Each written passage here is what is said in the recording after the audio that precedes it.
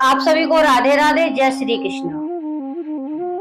जीवन में अगर आपको सफल होना है, जीवन में आपको अगर तरक्की करनी है, तो कभी भगवान का आप साथ मत छोड़ना। भगवान पर कभी आप अविश्वास मत करना। भगवान पर जो आपका विश्वास बना है, बस इस विश्वास को आप बनाए रखना, क्योंकि इस संसार से, इस भवसागर से पार पाने का बस एक ही मार्ग है, एक ही रास्ता है, और वो है भगवान की भक्ति करना, वो है भगवान का नाम स्मरण करना। और अगर कहीं भी कभी भी हमारे हृदय में भगवान के लिए अविश्वास उत्पन्न हो जाएगा, तो फिर आप ये समझ लीजिए कि आपने जीवन में जितनी भी सफलताएं पाई हैं, वो सफलताएं सब आपकी सभी असफल हो जाएंगी। क्योंकि भगवान का जो नाम है, ये मानव जीवन का, मनुष्य जीवन का कल्याण करने वाला एक रास्ता है, एक मार्ग है। बहुत से जीव तो ये भी कहते हैं, अरे भगवान क्या हमें खाने को दे जाएगा? भगवान क्या हमारे इस कार्य को कर जाएगा? अगर हम काम नहीं करेंगे, अगर हम मेहनत नहीं करेंगे, तो क्या भगवान हमें खाना दे जाएगा? क्या भगवान हमें वस्त्र दे जाएगा? क्या आप जानते हैं, एक बार आप भगवान पर भरोसा तो करके देखिए, भगवान आपको खाना भी देंगे, भगवान आपको वस्त्र भी देंगे, और भगवान आपके जीवन की लाइफ स्टाइल को पूरा बदल देंगे। लेकिन आप एक बार भगवान पर ऐसा भरोसा करके तो देखिए। आप जितना भरोसा अपनी संतान पर करते हैं, उसका लालन पालन आप उस तरह से करते हैं जैसे बुढ़ापे में ये बच्चा हमारा लाठी का सहारा बनेगा, बुढ़ापे में ये बच्चा हमारा साथ देगा।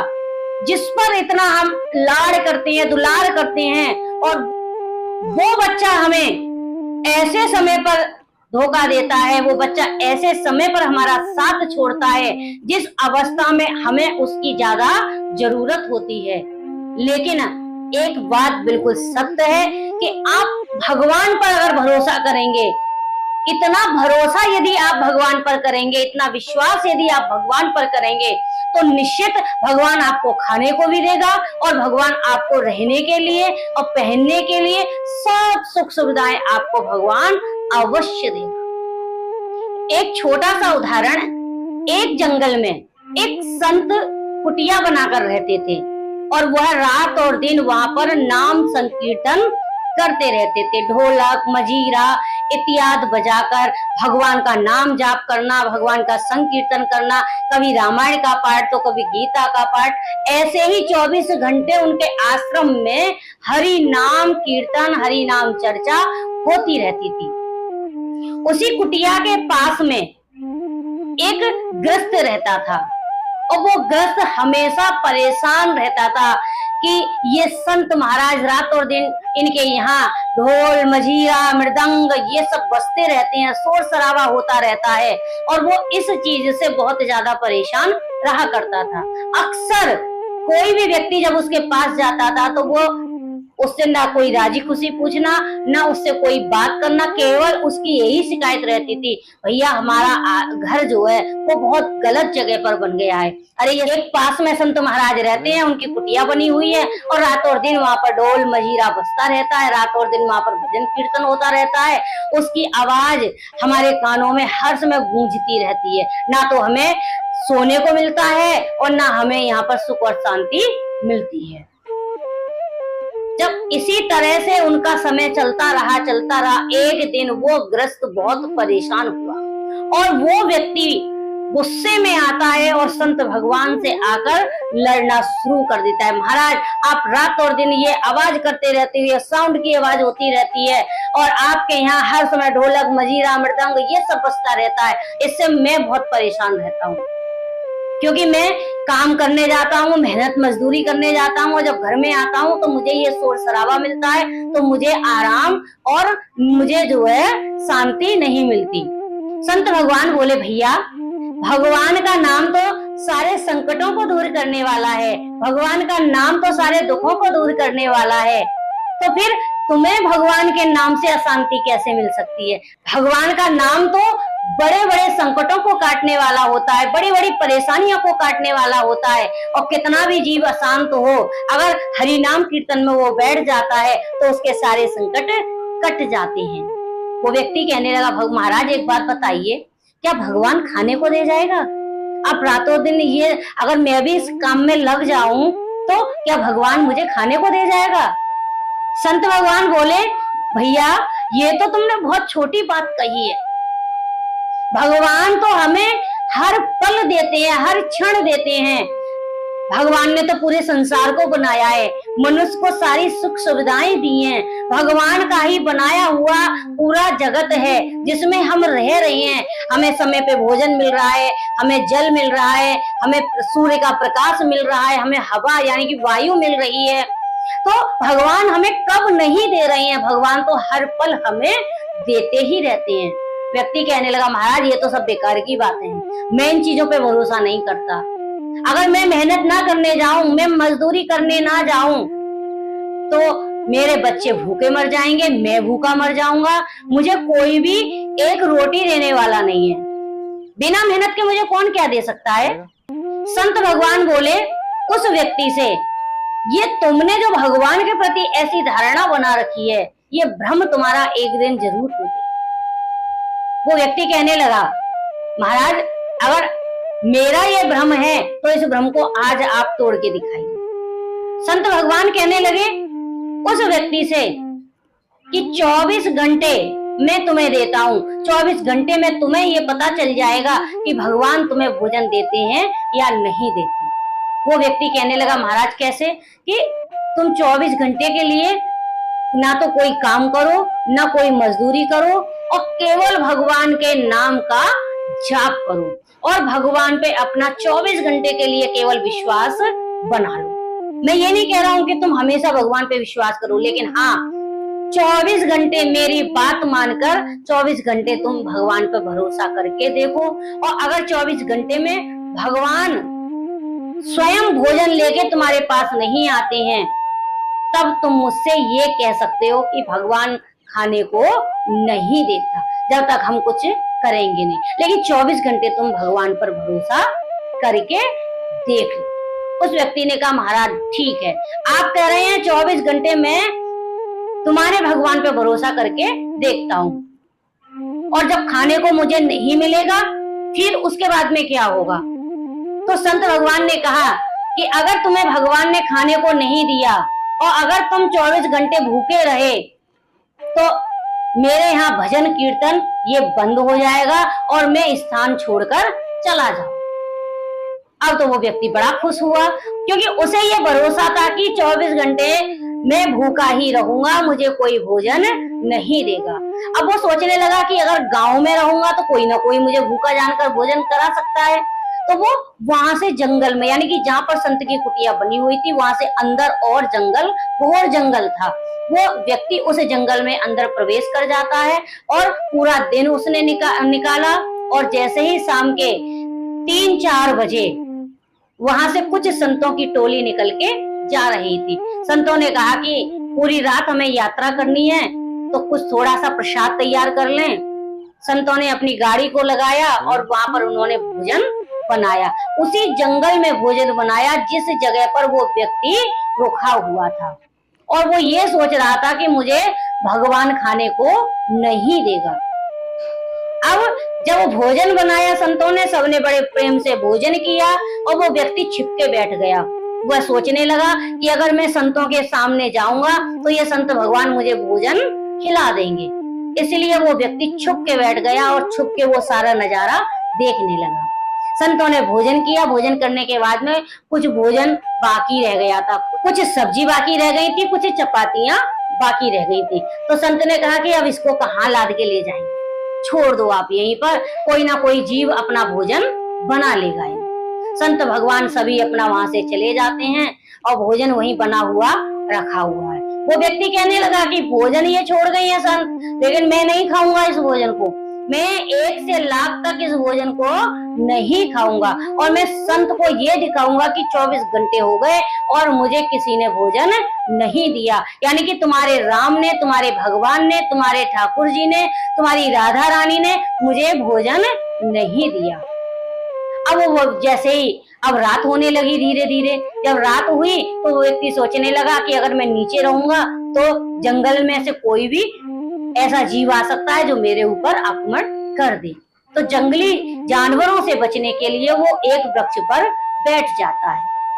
अब उसी जंगल में अर्धरात्रि में 4-5 चोर आते हैं और वो चोर उस जंगल में आकर जो भी लूट का धन वो लूट कर लाए थे, बहुत सारे जेवर थे, बहुत सारा पैसा था, वो लूट कर जो लाए थे उस पैसे को वो आपस में बांटने लगे। कहने लगे कि वो चारों चोर सोचने लगे कि ये जंगल है, यहाँ कोई भी आने जाने वाला नहीं है, कोई रास्ता नहीं है, क्यों ना हम अपना बंटवारा इसी जंगल में कर लें। अब उन्होंने जंगल में बंटवारा किया। 4-5 चोरों ने आपस में जब बंटवारा करके वो चलने लगे तो थोड़ी ही दूर पर उन्हें देखा कि अरे यहाँ तो भोजन बना हुआ है, लेकिन इस जंगल में भोजन किसने बनाया? चलो कोई बात नहीं है। एक चोर ने कहा कि अरे ये तो भगवान ने हमें भोजन दिया है, इसे हम खा लेते हैं। इतनी ही देर में एक चोर बोला कि नहीं, इस भोजन को कोई नहीं खाएगा।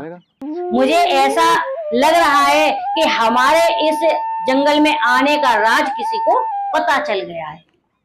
किसी को ये पता चल गया है कि यहाँ पर चोर आएंगे और धन का बंटवारा करेंगे, और उन्होंने पहले से ही यहाँ पर जहर वाला खाना बना के रख दिया है और इस खाने को खा के चोर खत्म हो जाएंगे और वो व्यक्ति सारा धन यहाँ से लेके चला जाए।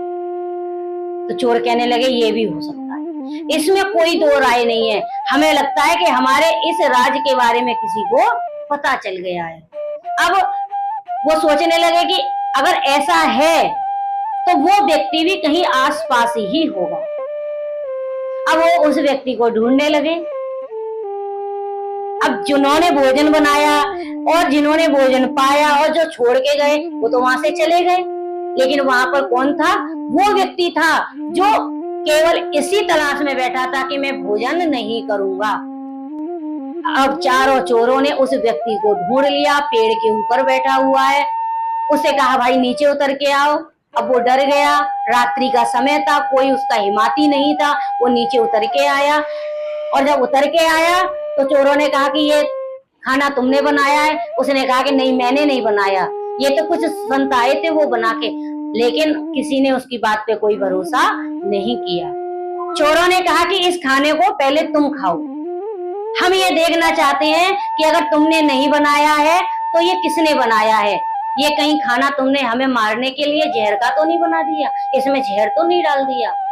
वो व्यक्ति कहने लगा मैं भोजन नहीं करूंगा, क्योंकि उसे ये था कि अगर मैं भोजन नहीं करूंगा तो मैं संत भगवान से जाकर कह दूंगा कि आपके भगवान ने मुझे भोजन नहीं दिया, और वो अपना ये स्थान छोड़कर चले जाएंगे।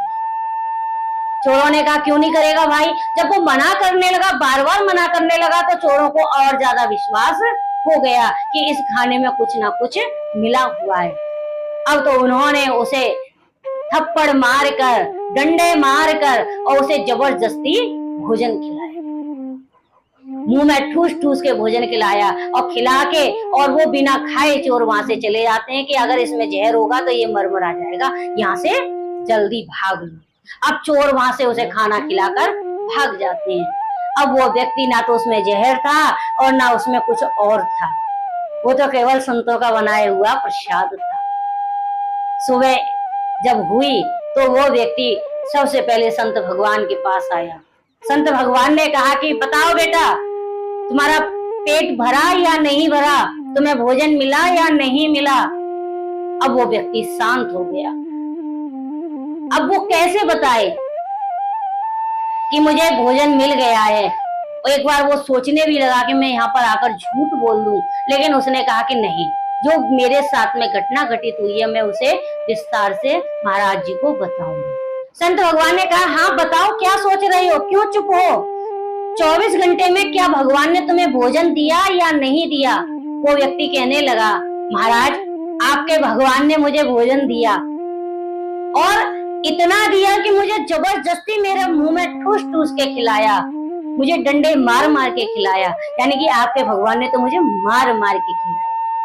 तो संत भगवान कहने लगे, मैंने बोला था अगर एक बार तुम भगवान पे विश्वास करके देखोगे, भगवान पर अपना अटूट विश्वास रखोगे, तो निश्चित भगवान तुम्हारा साथ देंगे। जो लोग कहते हैं ना कि भगवान क्या हमें खाने को दे जाएंगे, उन लोगों से मेरा कहना है कि एक बार आप उन पर भरोसा तो करके देखिए, एक बार उन पर विश्वास तो करके देखिए। भगवान तो मार मार के खिलाते हैं, और इतना खिलाते हैं कि भगवान ठूस ठूस के खिलाते हैं, लेकिन भगवान पर आप विश्वास तो करके देखिए।